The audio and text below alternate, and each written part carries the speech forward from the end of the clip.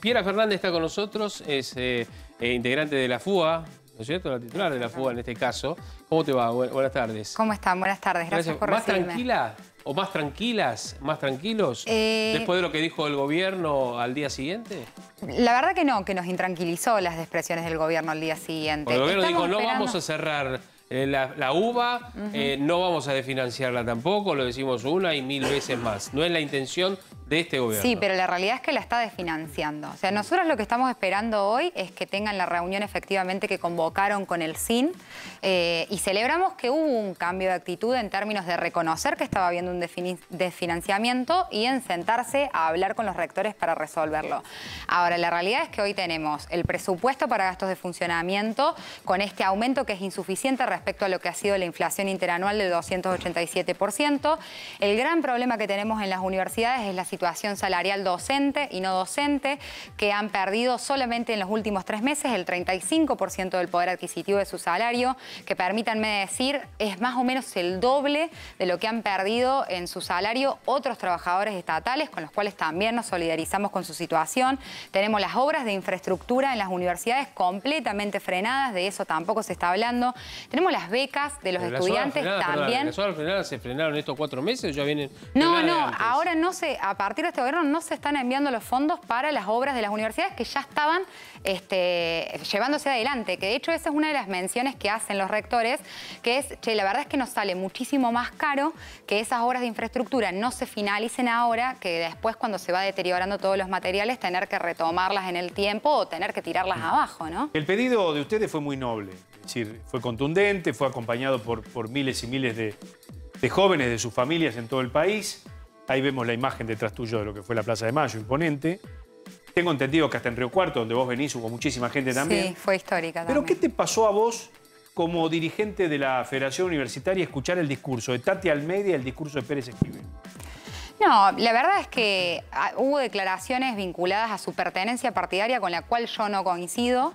Me hubiese gustado que no hubiesen estado justamente para expresar esa diversidad, digo, esas declaraciones, no sus discursos, para expresar esa diversidad que tenía la marcha. Pero me fui con la tranquilidad, sobre todo cuando me volvía caminando y veía a la gente que había participado, me volví con la tranquilidad de que quedó muy en claro el contundente discurso, el documento que consensuamos entre el Frente Sindical Docente y No Docente, entre el CIN y los estudiantes, que tuve el privilegio y el honor de poder leer. Creo que dejó muy en claro expresado cuál era la vocación de esa marcha, cuáles eran los pedidos que estábamos haciendo, cuál es el aporte inmenso y valioso que hace la universidad pública hacia el país. Y cuando vos veías la participación de la gente, se notó que no fue una marcha partidaria, sino que realmente los protagonistas fueron los estudiantes y las familias que se autoconvocaron para defender a la universidad pública. Perdón, ¿sentís que se aprovecharon ciertos sectores políticos, sindicales, de un reclamo justo de una gran cantidad de... No sentí que se aprovecharan, sinceramente. Es más, voy a decir una cosa, yo celebro que hayan ido algunos dirigentes políticos. Lo que me gustaría es que ese gesto de apoyo que tuvieron en la marcha también lo tengan en las políticas públicas que implementan, en las decisiones de Estado que tienen y en el rol que les toca ocupar desde sus cargos de gestión, por ¿no? ejemplo, que haya coherencia en eso. Y, por ejemplo, que podamos solucionar los inconvenientes que tenemos en torno al boleto educativo para los estudiantes en la provincia de Buenos Aires. Bueno, pues te preguntaba, ¿qué dirigentes puntuales son los que vos Por dirías? ejemplo, hubo un montón. Soy sincera, en la marcha yo no los vi, me fui enterando después cuando fui viendo las redes sociales. Era tan masiva la participación que a nosotros nos costó llegar a Plaza de Mayo. Y para sus objetivos, digamos, el objetivo de la comunidad estudiantil universitaria, ¿fue un acierto o un error recibir adhesiones de la CGT, Cristina Fernández de Kirchner, Horacio Rodríguez Larreta, Axel Kicillof, Miriam Bregman, Nicolás del Caño? No, se celebra porque con todos los nombres que acabas de mencionar se muestra también la pluralidad que había ayer en la marcha. Lo que, a ver, yo creo que es una estrategia... También se le da la excusa al gobierno para decir, estaba politizada. Sí, exactamente, pero eso es, a ver, ahí es donde está también el error que nosotros le queremos marcar al gobierno. Que no sea, que no desoiga el reclamo que hubo en las plazas, que no utilice excusas para no escuchar a los estudiantes, para no escuchar el reclamo de la sociedad argentina, para no escuchar el reclamo de los rectores, y que tenga una actitud de mayor escucha, de mayor empatía y que pueda comprender que ese reclamo que reconoce como genuino lo tiene que atender verdaderamente. Mirá, nosotros estamos de acuerdo en lo que ustedes plantearon, lo hemos hablado inclusive acá, los apoyamos en todo lo que han hecho, y fue tan contundente que las imágenes hablan por sí solas. ¿Sí? Ahora, es verdad, a veces uno hace un análisis tal vez un poco más fino, que no es lo más importante. Pero viste que siempre los políticos, y vos sos política, porque de una u otra forma también perteneces a un partido político o una franja, yo sentí que les manejaron el escenario en una porción. Los estudiantes estaban ahí, los docentes hablaron también y muy bien, pero alrededor de ustedes les manejaron parte del escenario. Por ejemplo, había camperas de los camioneros. Se vio la imagen inclusive de Kicillof queriendo subir al escenario. Kicillof dijo, no, yo no quería subir. Yo lo que quise es saludar simplemente e irme. Y el hablar de Tati Almeida y de Pérez Esquivel, que sabemos cuáles son los pensamientos, yo creo que empañaron un poquitito eso. Porque hoy estamos también hablando de eso y distrae. El discurso de ustedes fue otra cosa, fue enfocado a la necesidad, a la preocupación, obviamente a la angustia de muchos de los estudiantes. Ahora yo te digo y te pregunto, ¿quién pagó todo eso? Porque se habla de que fue la CGT que les proporcionó a ustedes ese lugar. No digo que esté bien ni que está mal, pero para aclarar ciertas cuestiones vinculadas a esto. No, ¿quién pagó? El escenario, todo lo que es la infraestructura que tenían ustedes alrededor. Mirá, la realidad es que desconozco en profundidad cómo fue no fue mucha infraestructura porque era como un camión de escenario y el sonido y que hubo un aporte de recursos con los que contaban los gremios. Eso es lo que tengo. ¿Los gremios de docentes o los gremios? Entiendo que por parte del Frente Sindical. Como vimos a los camioneros que estaban con las camperas y la CGT y demás. Mirá, me estoy enterando de lo que me estás mencionando ahora porque te juro que arriba del escenario en el momento de la vorágine no lo había visto. Por supuesto. Pero sí, fue un aporte, insisto, en solidaridad para poder realizar el acto. Hubo también mucha voluntad de instalar con noticias falsas, que hubo una movilización de recursos impresionante para la movilización de ayer y la realidad es que eso tampoco es cierto. Que hubo una convocatoria, digo, los estudiantes venían del conurbano en tren a participar de la movilización, insisto, con la participación de las familias de manera genuina, de la cantidad de estudiantes sin banderas políticas, muchos de los cuales lo votaron a Milei. Por eso quiero decir esto. Si nosotros nos vamos a enfocar en querer hacer una lectura de la marcha que no representa a la gran mayoría de los que estuvieron ahí, estamos cometiendo un error. Y principalmente está cometiendo un error el presidente, que su primera reacción fue publicar un meme hablando de lágrimas de zurdos, en vez de entender que ayer había un montón de pibes y pibas antes de ayer, perdón, pibes y pibas en la plaza que lo habían votado a él. Que lo habían votado a él porque tenían una esperanza de un futuro mejor. León tomando un café diciendo las lágrimas de zurdos. Exactamente. ¿Creen que es para ustedes o para los dos que hablaron? No, lo hizo sobre toda la comunidad que marchó. O creo que todos los que nos manifestamos allí nos sentimos tristes y profundamente decepcionados por su mensaje, porque no es lo que esperamos de un presidente de la nación. ¿Tienen canales de diálogo con el gobierno? El ministro de Educación es un interlocutor. El secretario de Educación.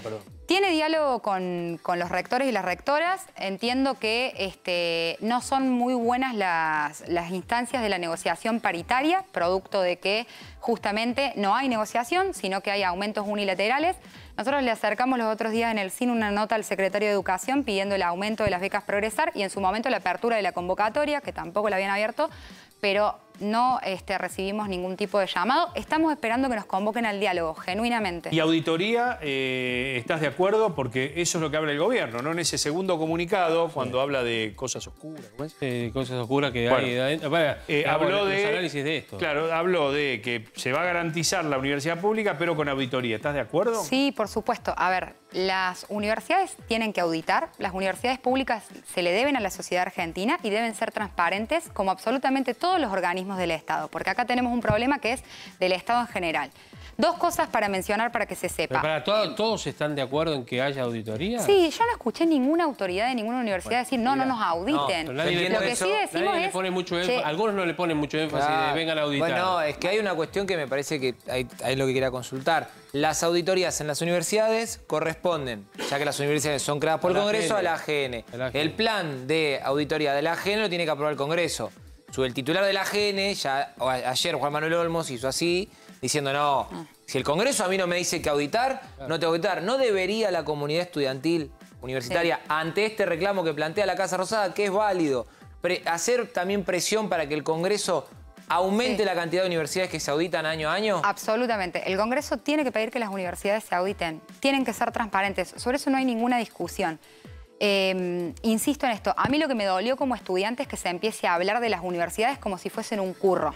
Digo, y eso es doloroso en términos de que las universidades públicas representan una de las instituciones más prestigiosas y más reconocidas socialmente que tenemos todavía en la sociedad argentina, donde todas las instituciones públicas están criticadas. Mira, una cosa es la enseñanza, que nadie la discute, en el mundo no se discute, de la UBA, y otra cosa, como decís vos, los curros. Pero de también, hecho, ha habido denuncias y ha habido investigaciones, entre otras cuestiones vinculadas a las fotocopias, que es un negocio. Mirá, en su época. Por dar un ejemplo que ha salido mucho en los medios en estos días, comparando universidades que son similares, la UBA y las universidades públicas argentinas, que forman parte de los rankings internacionales, de los cuales estamos muy orgullosos, gastan muchísimo menos por estudiante que lo que gastan otras universidades de la región. Es decir, que hay cosas para mejorar y que son perfectibles, por supuesto. Digo, desde la comunidad estudiantil también lo demandamos. Creemos que tienen que ser transparentes, sin lugar a dudas. Ahora, no vamos a permitir que las universidades que nos dan graduados de excelencia, que son demandados por todos los países del mundo, que es una herramienta por excelencia de movilidad social ascendente, de repente se ponga en el lugar de que es uno de los problemas que tiene el Estado argentino y no una de las soluciones. Entonces mejorémosla. Y lo tomo con lo que hablaban, recién con Santilli sobre la educación media y la educación primaria. Tenemos que solucionar fuertemente el problema educativo que tiene la Argentina. No tenemos chicos que no entienden lo que leen, tenemos instituciones educativas que no están enseñando a comprender textos. Y para eso necesitamos inversión, no que se elimine el FONIT, no que se congelen los presupuestos, no que no se manden los fondos para obras. Claramente una política, ¿no? ¿Te vas a dedicar a la política? ¿Cuándo te recibís? Generalmente de franja morada, trampolín, Unión Cívica Radical y algún cargo, ¿o no?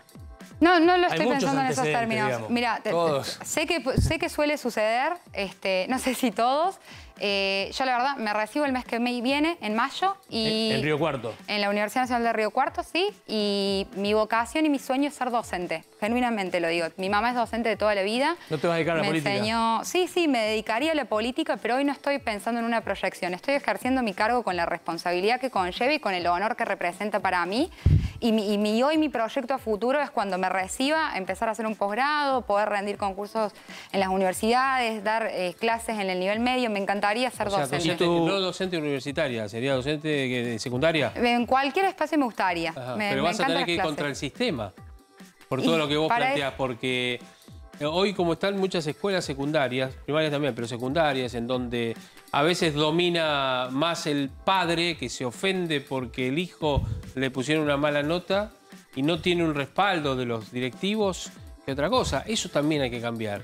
Porque yo creo que pasa también por la exigencia que pueden. Yo confío en los docentes que pueden exigir, pero como que lo frenan. Como le dicen, no, espera. Bueno, de hecho hay algunas instancias en las cuales dicho los chicos no pueden repetir el grado, tienen que pasar todos. Y así nos va, ¿o no? Sí, seguramente. Yo creo que ahí hay mucha vocación detrás y justamente hacemos lo que hacemos para transformar realidades. Por eso nos involucramos en los procesos y por eso también, y es lo que yo aprendí en mi casa, ¿no? Yo tengo mi mamá que es docente de toda la vida y me enseñó a ser una apasionada por la educación y conozco como mi historia personal la historia de miles y miles de estudiantes a los cuales sus docentes le cambian la vida. Y me parece que eso, y que la educación pública nos cambia la vida, como dice el discurso también, nos hace libres y nos salva. Entonces, quiero hacer ahí mi aporte. Es indudable eso. Piera Fernández, gracias por su presencia. Gracias a ustedes. Gracias por haber venido.